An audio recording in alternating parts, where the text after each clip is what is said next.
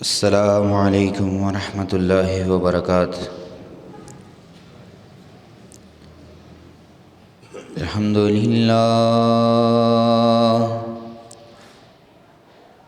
الحمد للہ نحمده ونستعینه ونستغفره ونعوذ باللہ من شرور انفسنا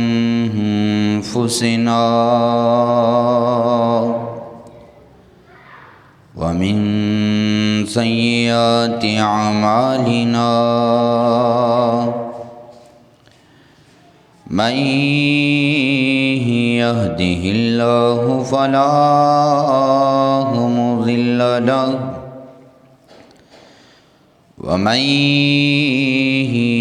يضلله فلا هادي له وأشهد أن لا إله إلا الله وحده لا شريك له وأشهد أن محمدًا عبده ورسوله أعوذ بالله من الشيطان الرجيم بسم الله الرحمن الرحيم يا أيها الناس اتقوا ربكم الذي خلقكم من نفس واحدة وخلق منها زوجها وبث منهما رجالا كثيرا ونساء واتقوا الله الذي تساءلون به والأرحام إن الله كان عليكم رقيبا يا أيها الذين آمنوا اتقوا الله حق تقاته ولا تموتن إلا وأنتم مسلمون يا أيها الذين آمنوا اتقوا الله وقولوا قولا سديدا يصلح لكم أعمالكم ويغفر لكم ذنوبكم ومن يطع الله ورسوله فقد فاز فوزا عظيما اللهم صل على محمد وعلى آل محمد كما صليت على إبراهيم وعلى آل إبراهيم إنك حميد مجيد اللهم بارك على محمد وعلى آل محمد كما باركت على إبراهيم وعلى آل إبراهيم إنك حميد مجيد أما بعد فإن خير الحديث كتاب الله وخير الهدي هدي محمد صلى الله عليه وسلم وشر الأمور محدثاتها وكل محدثة بدعة وكل بدعة ضلالة وكل ضلالة في النار۔ رب اشرح لي صدري ويسر لي أمري واحلل عقدة من لساني يفقه قولي ربنا زدنا علما ربنا زدنا فهما اللهم إنا نسألك الإخلاص في العلم والعمل والقول والفعل وحسن الخاتمة رب يسر ولا تعسر وتمم بالخير۔ تمام قسم کی صفات، تحمیدات، تمجیدات، عظمتیں، بڑائیاں، کبریائیاں، عزتیں، شانیں اور پاکیزگیاں رحیم اور کریم اللہ کے لیے خاص ہیں۔ میرا اور آپ کا پالنہار، مشکل کشا، حاجت روا ہے، اپنے بندوں کی عزتوں کی لاج رکھتا ہے اور ان کی عزتوں پہ اپنی رحمت کے ساتھ پردے ڈال کر معاشرے میں رحم و کرم کی اور فضل و شرف کی زندگی عطا فرماتا ہے۔ اور جب بھی بندہ مومن اس کے در پہ، اس کے گھر پہ جھک کے اعتراف کر کے آتا ہے، وہ سابقہ عصیانیوں اور نافرمانیوں کا طعنہ دیے بغیر اپنے بندے کی خطاؤں کو معاف کرتا ہے اور مزید رحمتوں کا نزول فرماتا ہے۔ انگنت لاتعداد بے حد و حساب جائز درود و سلام ہوں پیغمبر اعظم، محسن اعظم، نبی الرحمہ، نبی الشفقہ،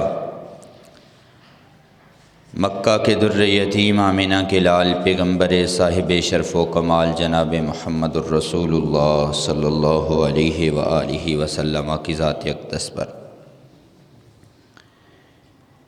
میرے محترم اور مکرم، عزت اور احترام کے لائق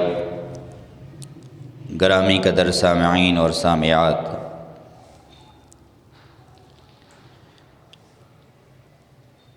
بعض خطائیں اور بعض قصور انسان کی زندگی میں ایسے ہوتے ہیں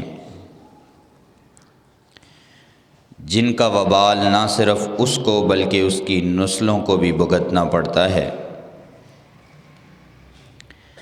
فتنوں کا یہ دور ہے اور فتنوں کے دور میں رسول کائنات صلی اللہ علیہ وسلم کے منہ سے نکلا ہوا ایک فرمان،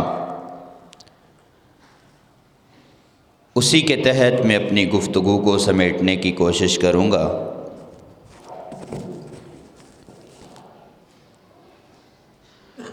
اور میرے اور آپ کے لیے لمحہ فکریہ ہے کہ اگر ہم اسی حدیث کو اپنی زندگی میں لے آئیں تو اللہ کی قسم ہے دور حاضر کے جتنے بھی فتون ہیں اللہ ہم سب کو ان سے محفوظ فرما لے گا۔ اب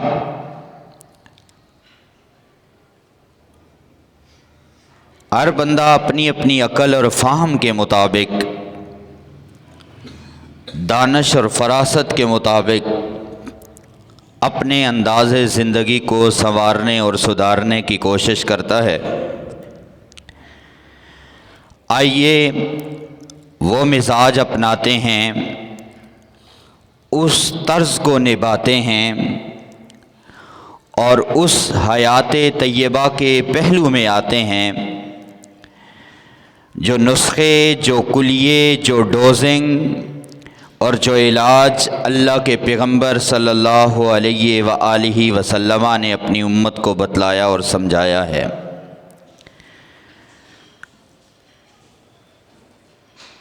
یہ روایت مبارکہ امام احمد نے اپنی مسند میں ذکر کی ہے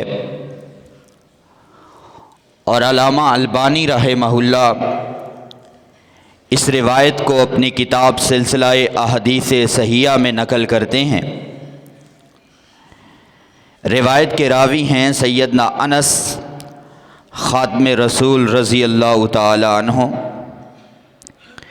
اس روایت میں 3 کام ہیں اور ان پہ 3 انعام ہیں، اور اللہ کے پیغمبر صلی اللہ علیہ وسلم نے یہ باتیں آج سے 1500-1600 صدیاں پہلے کی ہیں۔ آج بھی اگر امت ان کو اپنائے گی تو اللہ کی رحمتوں کا اس بندے کا وجود محور بن جائے گا۔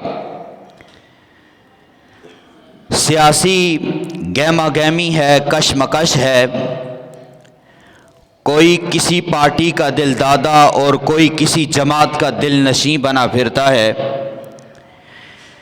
اختلافات عروج پہ ہیں، عداوتیں اور بد امنیاں اور فساد ان کی فضائیں پھیلی ہوئی ہیں، کوئی کسی جماعت کا طرفدار اور کوئی کسی کے نعرے لگانے کے در پہ ہے۔ اللہ کے پیغمبر صلی اللہ علیہ وسلم کے اس فرمان کو میں اور آپ محبت سے سنیں تو فوائد کیا ملنے لگے ہیں، بشارتیں کون سی حاصل ہوں گی، نویدوں کا مسکن کون سا انسان کی زندگی بنے گی۔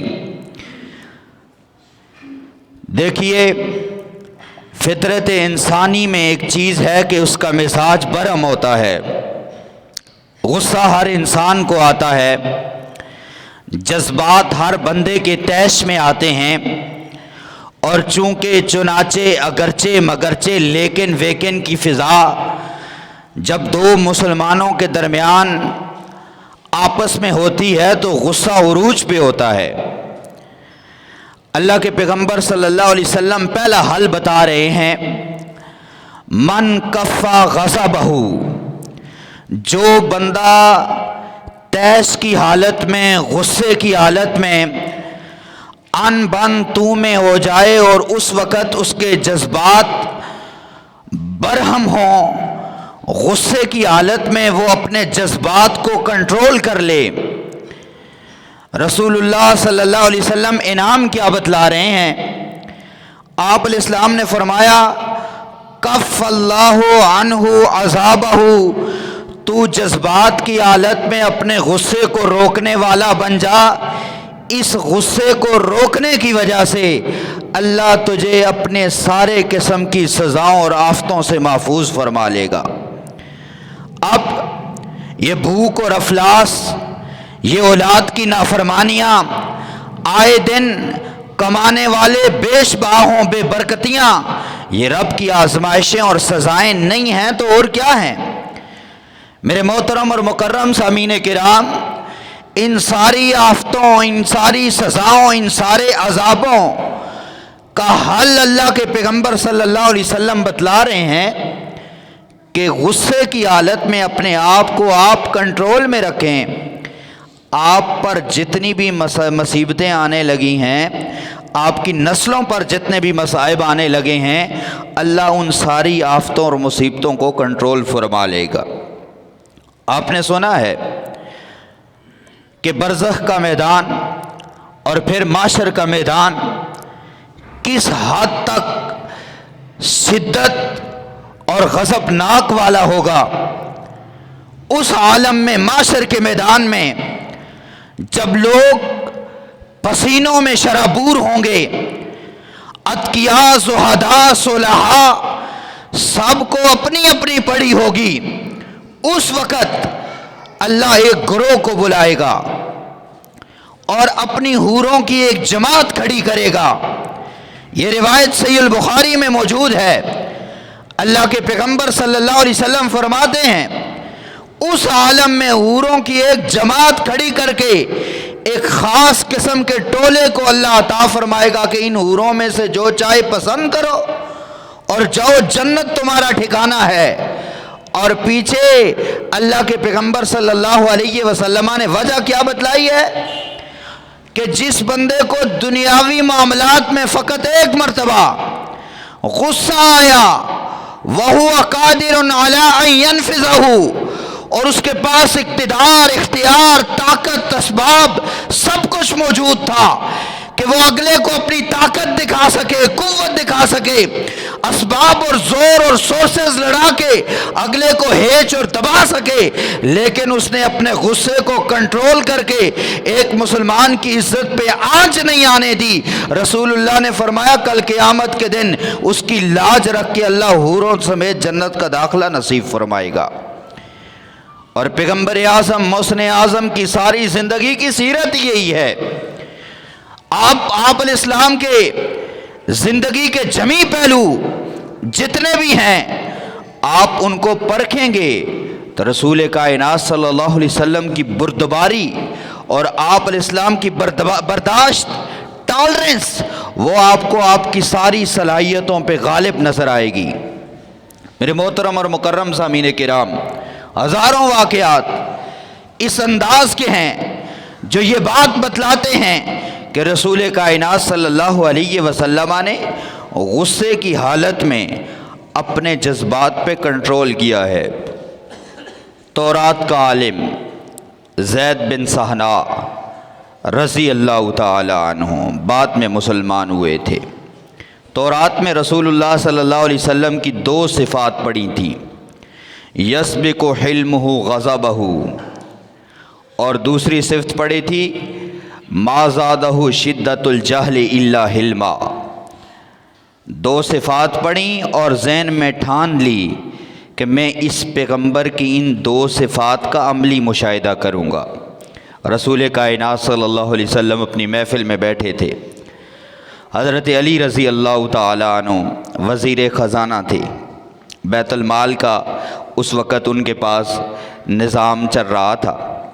مدینہ کی بات ہے، زید بن سہنا رسول اللہ کی محفل میں آئے اور ایک قبیلہ نیا مسلمان ہو کر آیا۔ اس قبیلے کے سردار نے اللہ کے پیغمبر صلی اللہ علیہ وسلم سے فرمایا، یہ واقعہ طبقات ابن سعد میں، سیرت ابن شیام میں صحیح سند کے ساتھ موجود ہے۔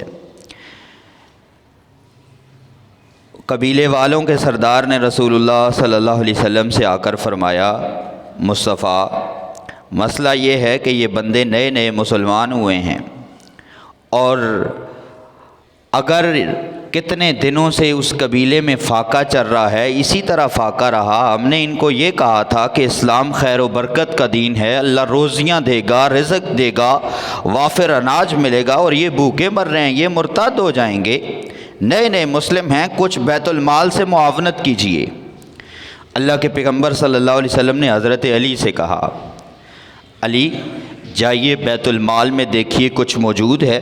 حضرت علی گئے اور کہا اللہ کے رسول وہاں کچھ بھی نہیں ملا۔ رسول کائنات صلی اللہ علیہ وسلم ادھر ہی بیٹھے تھے۔ وہ یہودی عالم جو تھے زید بن سہنا، وہ کھڑے ہو گئے، اگر آپ کو اپنے ان مسلمانوں کی مدد کرنی ہے تو میں آپ کو ادھار دینے کے لیے تیار ہوں۔ رسول کائنات صلی اللہ علیہ وسلم نے فرمایا دیجئے، کا 30 سا کھجوروں کے ادھار ہیں۔ 30 سا کھجوروں کے ادھار اس نے اللہ کے پیغمبر کو دیے، اور 1 مہینہ ادھار کی مدت مقرر کی گئی۔ اللہ کے پیغمبر، آپ کا پیغمبر لاجوں والا پیغمبر ہے۔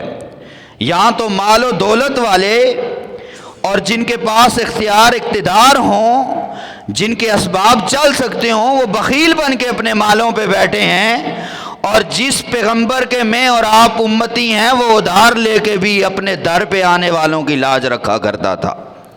میرے محترم اور مکرم سامعین کرام، اللہ کے پیغمبر نے ادھار لیے اس یہودی سے اور تقسیم کر دیے۔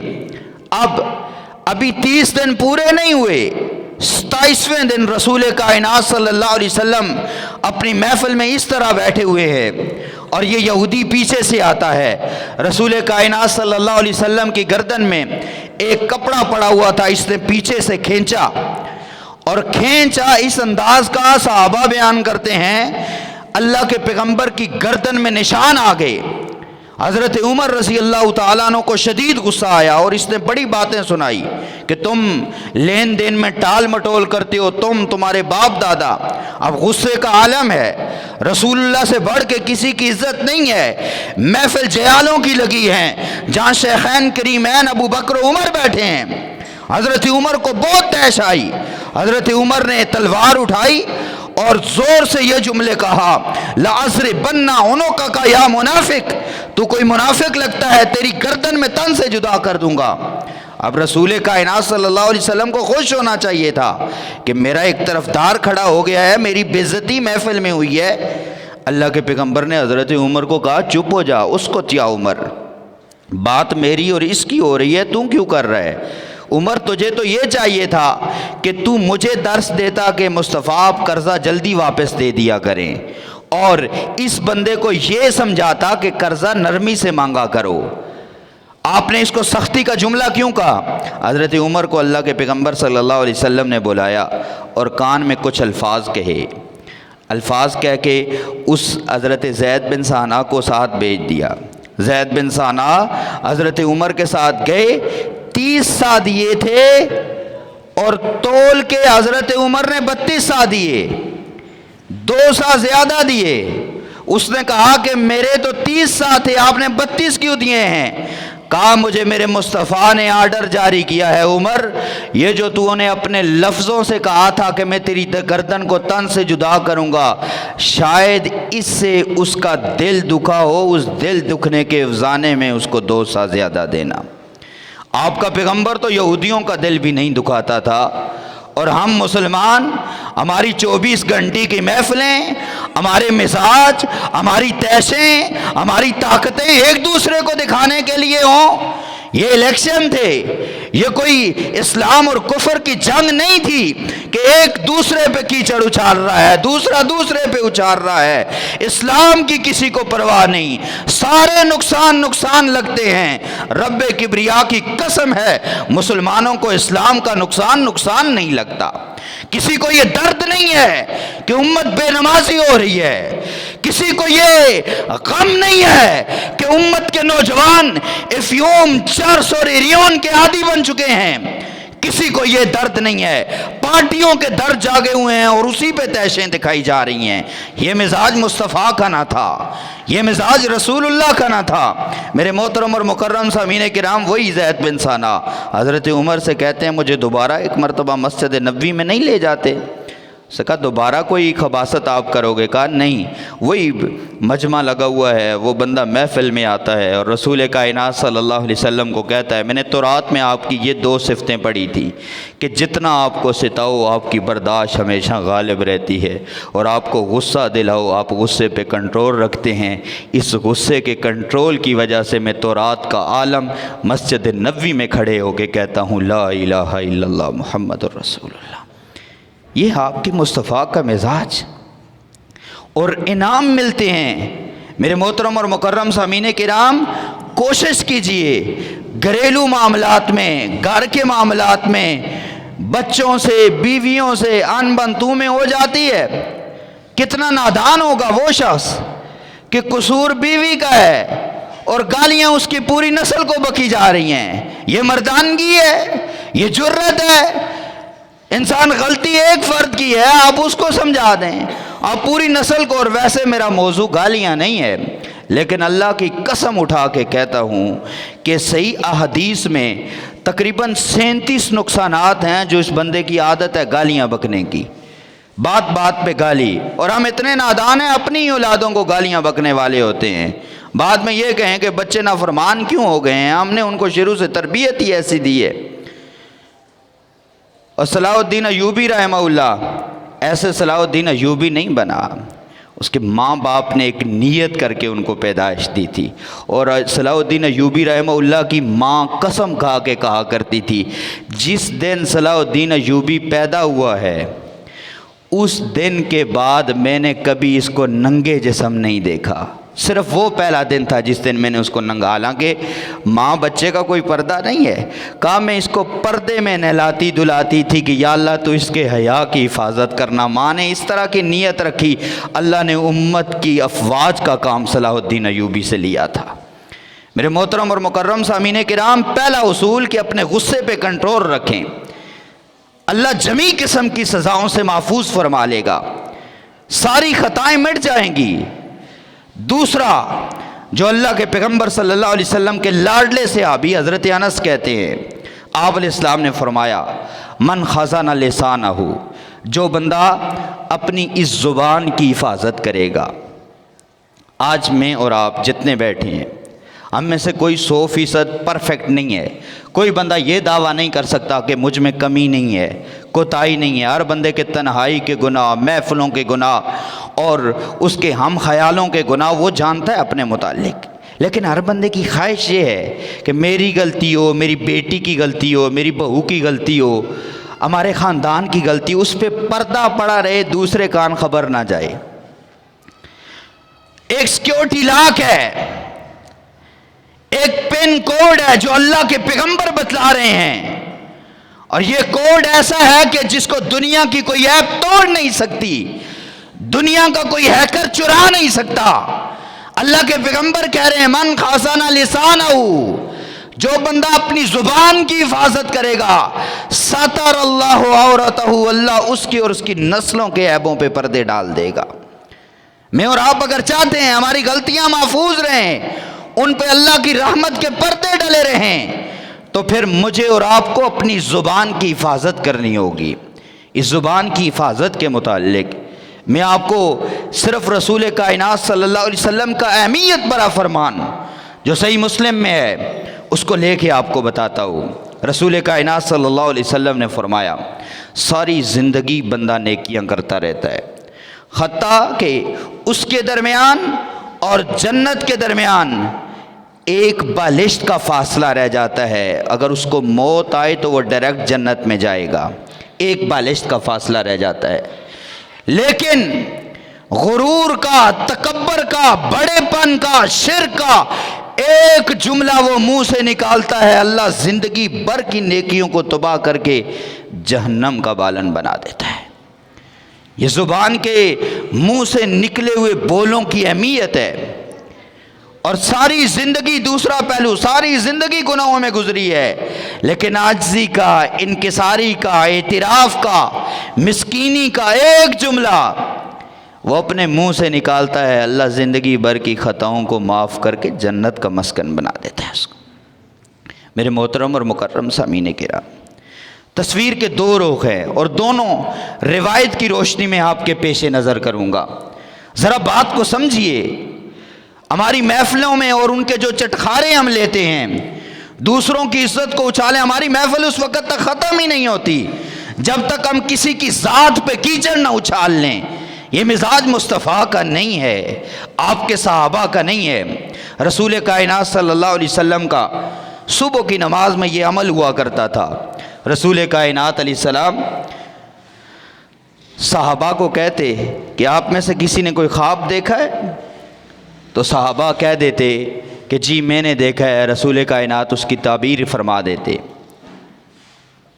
ایک مرتبہ آپ علیہ السلام نے سب سے پوچھا، کسی نے کوئی جواب نہیں دیا، تو آپ علیہ السلام نے کہا آج میں نے خواب دیکھا ہے، مجھے جہنم کی وادی کی سیر کروائی گئی، دیکھتی آگ، اور وہاں میں نے ایک گروہ کو دیکھا، یقطعون السنتہم بالمقاریض من الحدید، وہ اپنی زبانوں اور جبڑوں کو لوہے کی اور آگ کی کینچیوں سے کاٹ رہے تھے۔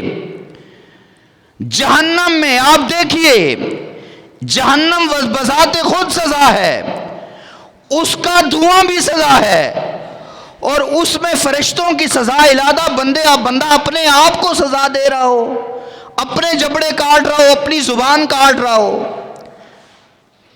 اللہ کے پیغمبر صلی اللہ علیہ وسلم نے فرمایا، میں نے پوچھا ان فرشتوں سے من ہم، یہ کون لوگ ہیں؟ میں اور آپ ذرا ذہن میں سوچتے ہوں گے شاید یہ زانیوں کا گروہ ہوگا، بڑا گناہ ہے، شاید یہ ڈکیتوں چوروں کا گروہ ہوگا، شاید یہ شرابیوں کا گروہ ہوگا۔ اور رب کبریا کی قسم ہے مسلمانوں، اللہ کے پیغمبر کو بتلایا گیا یہ آپ کی امت کا وہ گروہ ہے جو پسے پشت اپنی محفلوں میں دوسروں کی غیبتیں کیا کرتے ہیں۔ کیا فائدہ ملا مجھے اور آپ کو غیبتوں کا؟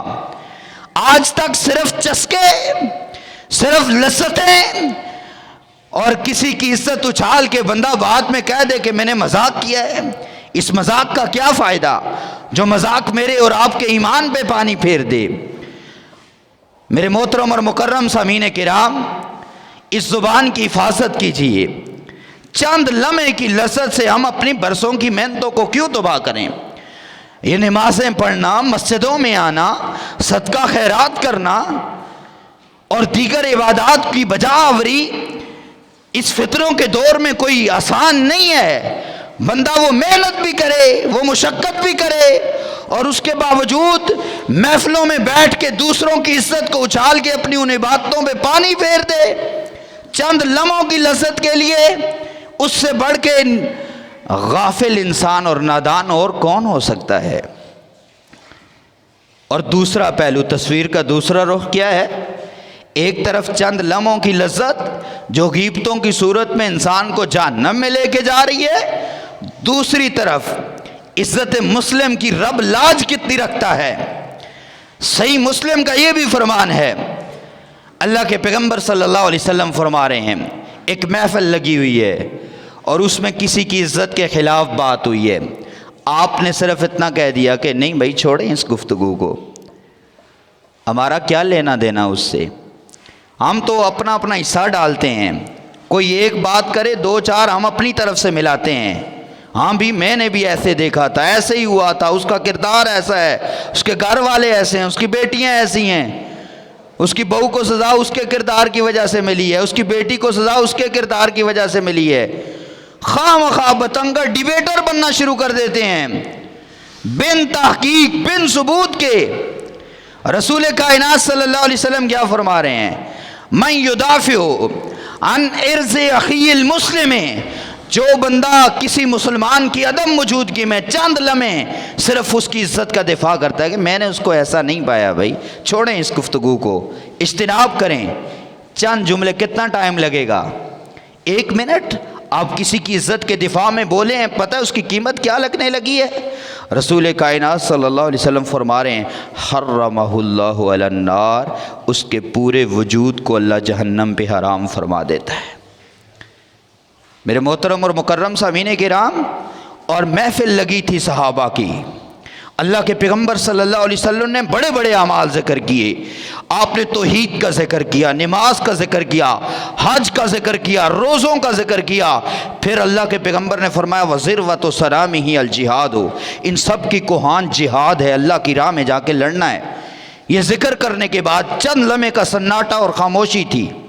اللہ کے پیغمبر صلی اللہ علیہ وسلم نے حضرت معاذ سے کہا، اس روایت کے راوی سیدنا معاذ ہیں، الا ادلک بملاک کلھا من ذالک، معاذ ان ساری باتوں کا، نمازوں، جہادوں، روزوں، حجوں کا، جہادوں کا مالک ایک کلیہ نہ بتلا دوں؟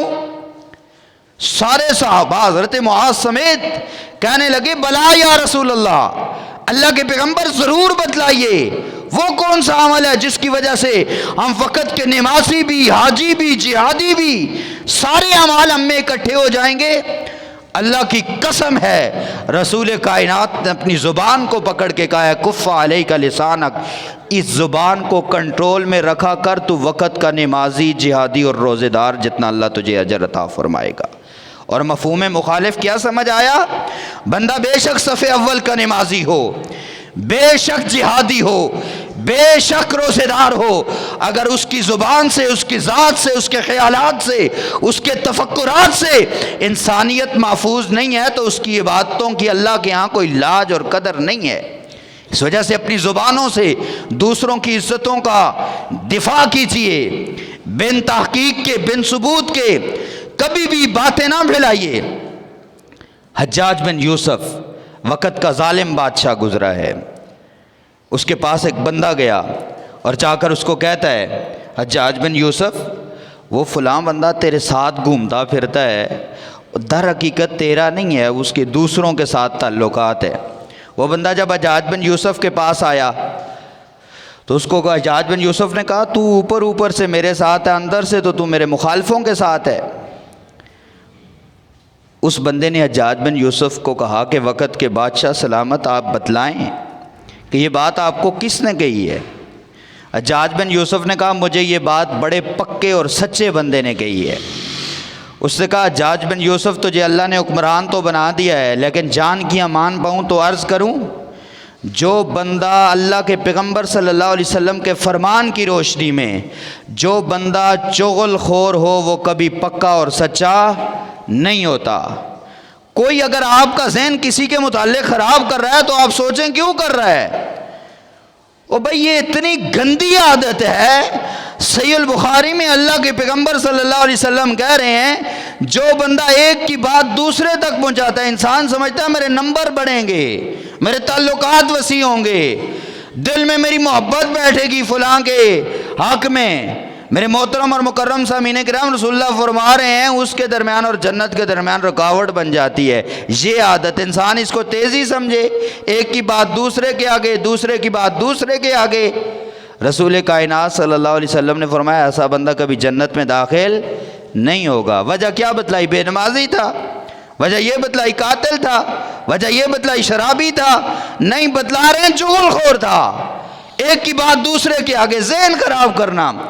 اور اللہ کے پیغمبر صلی اللہ علیہ وسلم کی ساری زندگی معاملات کو سدھارنے میں گزری ہے۔ معاملات اچھے ہوں گے، عبادتوں کی لذت اللہ خود عطا فرمائے گا۔ آپ دیکھیے صحیح البخاری میں اللہ کے پیغمبر صلی اللہ علیہ وسلم پہ پہلی وحی اتری ہے، رسول کائنات پریشان ہیں، حضرت خدیجہ نے رسول اللہ کو تسلیاں دی ہیں، اِنَّكَ لَتَصِلُ الرَّحِمَ وَتَحْمِلُ الْكَلَّ وَتَكْسِبُ الْمَعْدُومَ وَتُكْرِمُ الضَّيْفَ وَتُعِينُ عَلَى نَوَائِبِ الْحَقِّ۔ یہ پانچوں کی پانچوں تسلیاں دی ہیں، آپ میں یہ خوبی ہے، یہ خوبی ہے، یہ خوبی ہے۔ ان میں سے ایک کا تعلق بھی رسول اللہ کی عبادت سے نہیں ہے، رسول اللہ کے معاملات سے ہے۔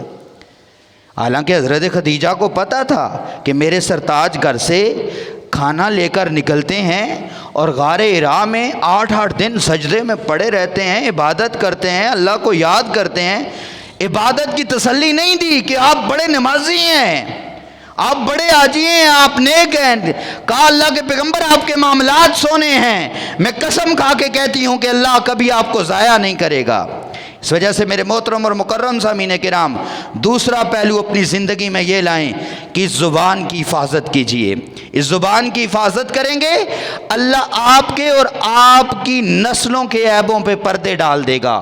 یہ رسول کائنات صلی اللہ علیہ وسلم کا وسیع ترین فرمان ہے، اس کو جتنا کھول کے بیان کیا جائے اتنا کم ہے۔ بہرحال اختصار کے پیش نظر تیسری بات، آپ نے بچوں کو دیکھا ہوگا، چھوٹے بچے جو ہوتے ہیں ان کی ایک عادت میں اللہ ہمیں ایک درس دے رہا ہے اور ایک پیغام دے رہا ہے۔ چھوٹے بچوں کی ایک عادت میں اللہ مجھے اور آپ کو ایک درس دے رہا ہے اور پیغام پہنچا رہا ہے۔ حالانکہ ان بچوں میں کوئی طاقت نہیں ہوتی، کوئی ان کے تعلقات نہیں ہیں، کوئی وسیع روابط نہیں ہیں، اچھائی برائی کی پہچان نہیں ہے، لیکن ان کا کھانا پہننا پینا ہر چیز ٹائم پہ ہوتی ہے۔ کس وجہ سے؟ ان میں ایک عادت ہے رونے کی۔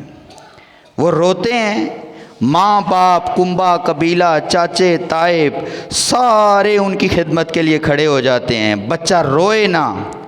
اللہ مجھے اور آپ کو سمجھانا چاہتا ہو اگر ایک چھوٹا سا بچہ جو نابالغ ہے، غیر مکلف ہے، اس پہ شریعت لاگو نہیں ہوتی، وہ روئے تو اس کی خدمت میں پورے خاندان کو مامور کر دیتا ہوں۔ میرے بندو تم اپنے اندر رونے کی عادت ڈالو، ساری کائنات کو میں تمہاری خدمت پہ مامور فرما دوں گا۔ میرے محترم اور مکرم سامعین کرام، تیسرا حضور اللہ کے پیغمبر صلی اللہ علیہ وسلم کیا بتلا رہے ہیں؟ من اعتذر قبل اللہ عذرتہ، جس بندے کو عذر پیش کرنے کی عادت ہو، دن میں سب سے معاملات کریں، ادھر ادھر جائیں، اپنے معاملات طے کریں، لیکن رات کو سونے لگیں تو اپنے دن کی زندگی کے اوراق کو پلٹا کریں، یا اللہ یہ کام مجھے نہیں کرنا چاہیے تھا، میں نے کر دیا ہے، اس کے باوجود تو نے میری عزت کو اچھالا نہیں ہے۔ اگر میرا یہ عیب میرے گھر والوں کو بھی پتہ چل جائے شاید وہ مجھ سے سلام تک لینا گوارا نہ کریں۔ یہ تیری رحمت ہے، اللہ سے باتیں کیا کریں، اللہ کے سامنے عذر پیش کیا کریں۔ جو بندہ جس بندے کی زندگی میں عذر پیش کرنے کی عادت ہو وہ اللہ کے سامنے عذر پیش کرتا ہے، اللہ تعالیٰ اس کے عذروں کو قبول کر کے اس کی خطاؤں کو معاف فرما دیتا ہے۔ میرے محترم اور مکرم سامعین کرام، خلاصہ جمعہ یہی ہے کہ میں اور آپ اپنے اندر برداشت پیدا کریں، ٹالرنس پیدا کریں۔ ان سیاسی پارٹیوں کے پیچھے آج تک سیاسیوں نے مجھے اور آپ کو دیا گیا ہے۔ ہماری کمی بیشی، ہم ایک دوسرے کی کمی، فوتگی ہو جائے تو پڑوسی پہنچے گا، کوئی ایم پی اے کوئی ایم این اے نہیں پہنچے گا۔ انہوں نے غرق کر دیا ہے ہمارے اتفاق اور اتحاد کو۔ یہ انسان ہمارے دکھ درد کو یہ جاننے پہچاننے والے نہیں ہیں، تو ان سیاسیوں کی خاطر ہم اپنے ایک دوسرے کے تعلقات کیوں خراب کریں؟ ہر بندے کا مختلف پوائنٹ آف ویو ہے، اس کا ایک نقطہ نظر ہے، وہ کسی بھی پارٹی کے ساتھ ہے۔ آپ کو اسے اگر رائے کا اختلاف ہونا چاہیے، آپ عزت نفس مجروح نہ کریں، خواہ مخواہ فضول قسم کی گفتگو جس سے ایمان پہ وار ہوتے ہوں۔ تو پہلی بات اپنے غصے پہ کنٹرول، دوسری بات اپنی زبان کی حفاظت، اور تیسری بات کہ اللہ کے سامنے عذر پیش کرنے کی عادت ڈالیں، اللہ عذر قبول فرمائے گا۔ یہ جو ٹوٹی پوٹی اپنے ناقص علم کے مطابق آپ سے گزارشات کی ہیں، اللہ کریم سے دعا ہے اللہ مجھے اور آپ کو خود اپنانے اور پھر آگے پہنچانے کی توفیق عطا فرمائے۔ ھذا ما کان عندی واللہ اعلم بالصواب۔